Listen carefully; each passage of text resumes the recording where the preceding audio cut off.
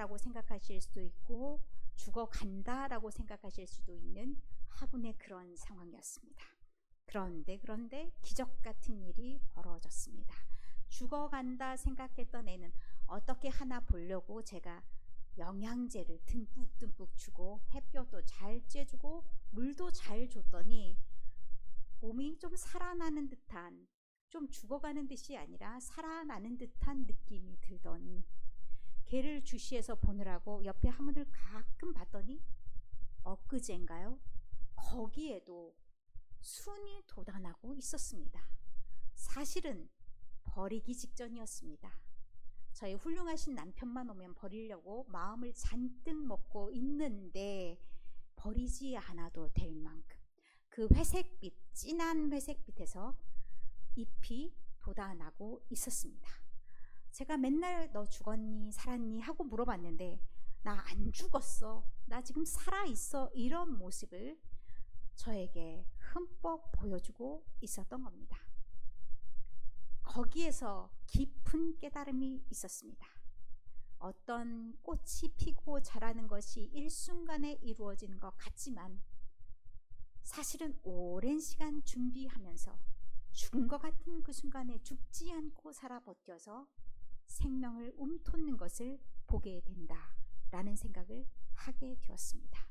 그런데 어제 말입니다. 저와 같은 경험을 하셨던 분들이 있었던 모양입니다. 저 화단에 꽃씨를 뿌리고 죽었나 살았나 죽은 것 같아 라고 생각하는 그 순간 막 자라나고 있는 것을 보셨다고 합니다. 화분을 관리하신 또는 화단을 관리하셨던 누군가가 있으셨다는 얘기겠죠. 어쨌든 그렇게 해서 그 생명에 움돋는, 그리고 우리 생각과는 전혀 다른 상황들을 직면하게 되었다는 얘기입니다. 오늘 에스겔이 본 환상도 그런 얘기가 아닐까라는 생각을 하게 됩니다. 하나님께서 그의 손을 누구에게 얹으셨냐? 이 에스겔에게 얹으셨습니다. 저는 영화가 생각이 나더라고요. 손이 막 어떤 사람을 붙잡았는데 슉 움직여주는 그런 듯한 그런 영상을 떠올렸습니다. 그런데 하나님께서 에스겔을 그렇게 끌어가셔서 어디다 두셨냐? 풍경이 좋은 곳에 두시지는 않았던 모양입니다. 제가 어제 목포를 다녀왔습니다. 와, 오며 가며 시간이 이렇게 많이 걸리면 포기했을 것 같다. 제가 맡은 게 있어서 어쩔 수 없이 갔다라는 마음이 들었지만 오고 가는 풍경이 너무 아름답고 그 교회가 가지고 있는 전망이 참 좋더라고요.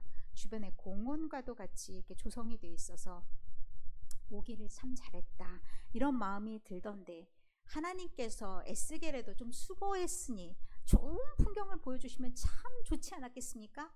그런 풍경이 아니고 하나님께서 보여주신 풍경은 거기 뼈가 가득했다라고 얘기하십니다.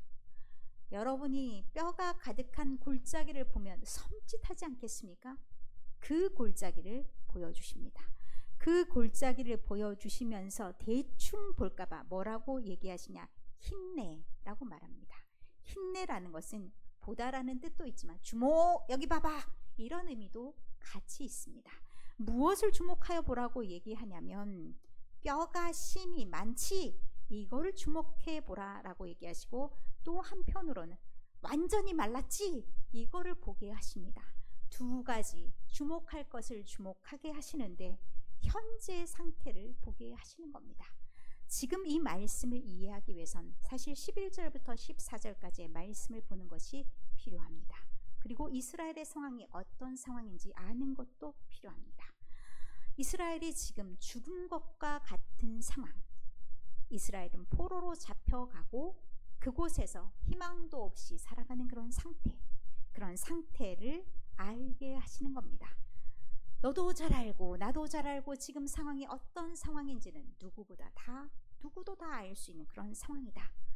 그런 상황을 보여주시면서 이제 회복 불능이다 라고 생각할 수 있는 그런 상황인 걸 확실하게 인지시켜 주십니다. 그러면서 3절에 질문을 하십니다. 어떤 질문을 하시냐? 살 것 같냐? 이런 질문을 하십니다. 마른 뼈가 살 수 있겠습니까? 우리의 인간적인 생각으로는, 우리가 인간적으로 보는 눈으로는 도저히 회복이 불가능한 그런 상황입니다. 그런데 에스겔도 참 속 시원하게 대답하지 못하는 그런 말을 합니다. 하나님께서 아시겠죠. 하나님께서 아신다는 이 말은 도대체 무슨 뜻입니까?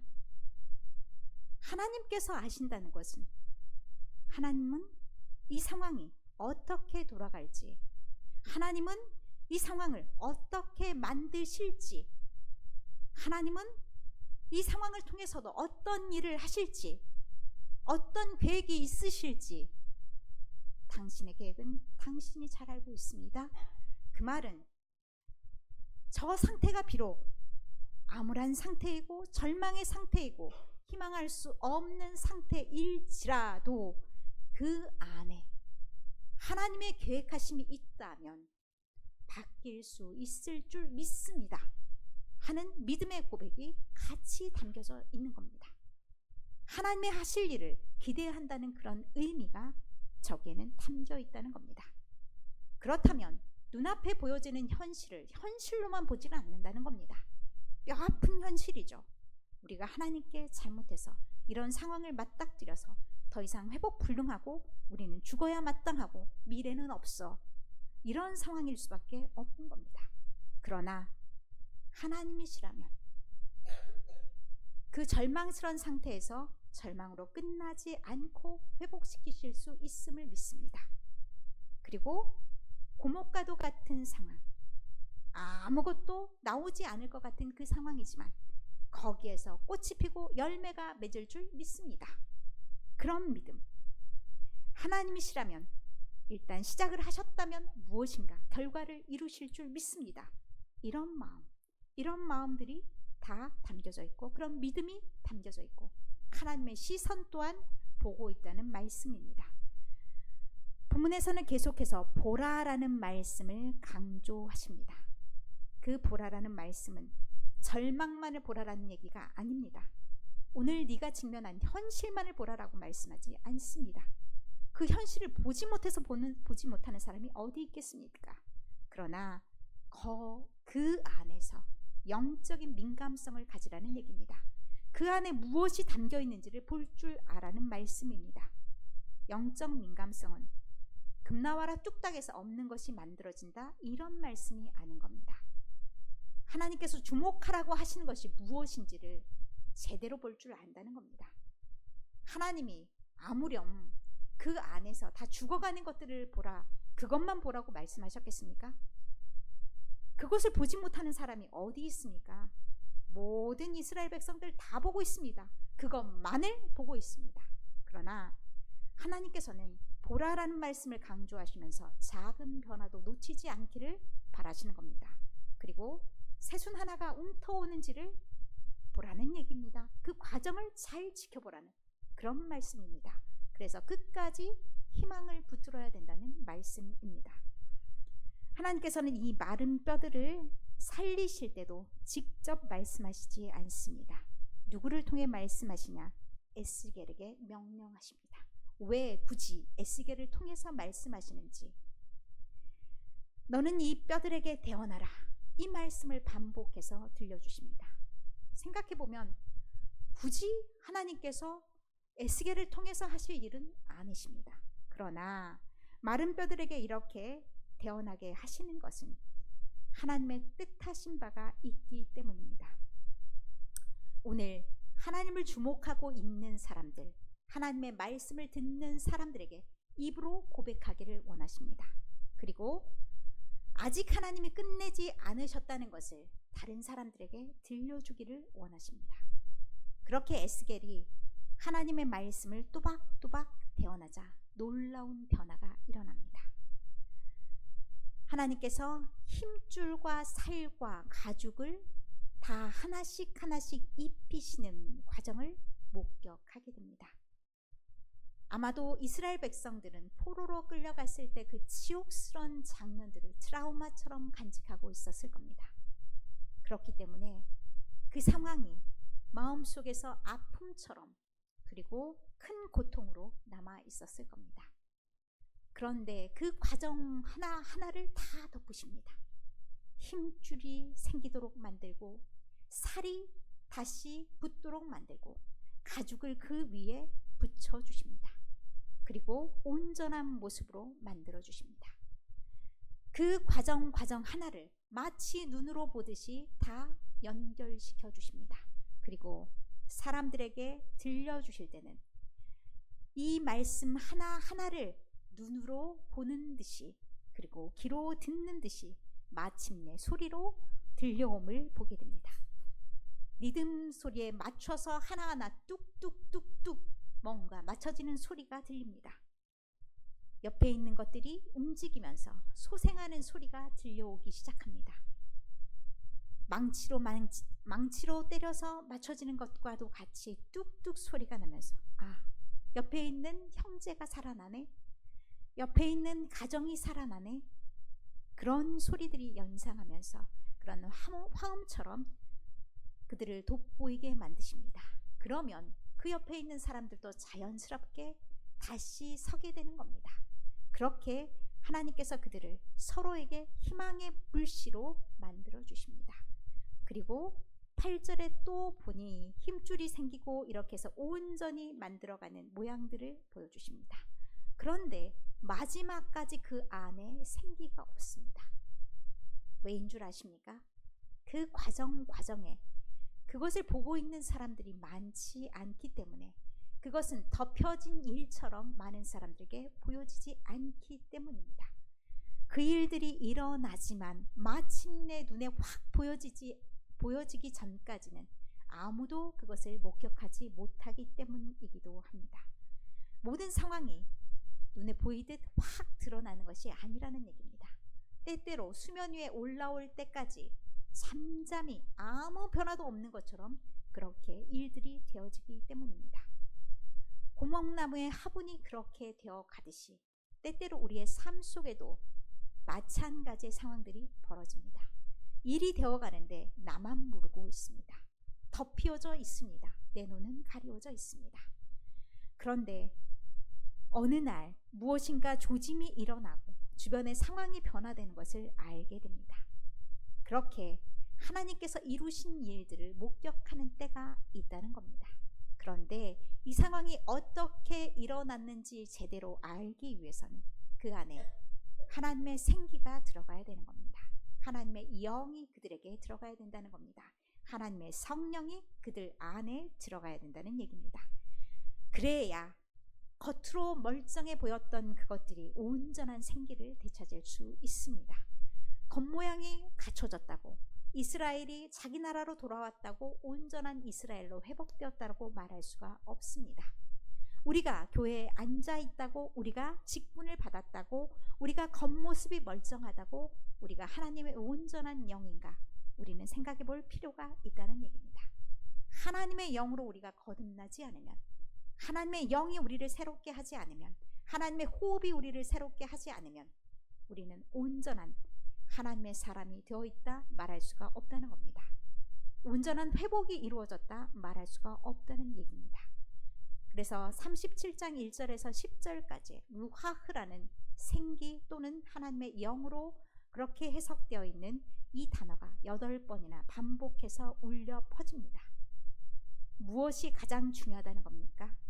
하나님의 생기, 하나님의 호흡, 하나님의 영이 가장 중요하다는 얘기입니다. 하나님의 그 생기를 받기 위해서 에스겔을 통해서 과정을 거치십니다. 하나님의 영이, 하나님의 생기가 이곳저곳에서 다 몰려와서 이 죽은 시체와도 같은 뼈에게 들어가도록 해라, 그렇게 간구해라 말씀하십니다. 성령님 이 자리에 오시옵소서라고 간구하는 우리의 기도와도 같습니다. 이 죽어 생기가 하나도 없는 말라 비틀어진 그 영혼에게, 그 뼈들에게 하나님 간절히 소망하오니 영을 풀어 주옵소서라고 기도하는 그 기도의 간절함이 여기에 들어있다는 겁니다. 이렇게 하나님의 영이 이렇게 들어가면 하나님은 그 대언자의 순종을 통로로 해서 진정으로 하나님의 사람으로 만들어 주십니다. 이 대언자를 통해서 하나님의 영이 그들에게 들어갑니다. 그렇게 했더니 어떤 일들이 일어나냐? 아주 큰 군대가 되었다라고 얘기를 합니다. 그 군대는 하나됨을 나타내기도 합니다. 그전에는 하나씩 하나씩 뼈가 분열돼서 분리되어 있었다면 이제는 하나의 온전한 몸이 되어 있습니다. 그리고 온전히 세워져 갑니다. 이것이 하나님이 원하시는 가장 좋은 상태대로 나아가는 것입니다. 이 군대라는 용어를 잘못 해석해서 남을 치라는 군대인가? 라고 해석하면 잘못된 오해를 불러일으킬 수 있습니다. 이 군대라는 용어는 다른 사람들이 이들을 짓밟지 못하도록 힘이 있는 자로 세워진다는 얘기입니다. 다시는 다른 나라들이 이들을 덮쳐서 어려운 일들이 생기지 않도록 하나님께서 어떤 환경에도 흔들리지 않는 거룩한 공동체 참 이스라엘로 만들어 주시겠다는 의지의 표현이기도 합니다. 사랑하는 성도 여러분, 우리의 눈에는 지금 가망 없는 고목나무가 보이십니까?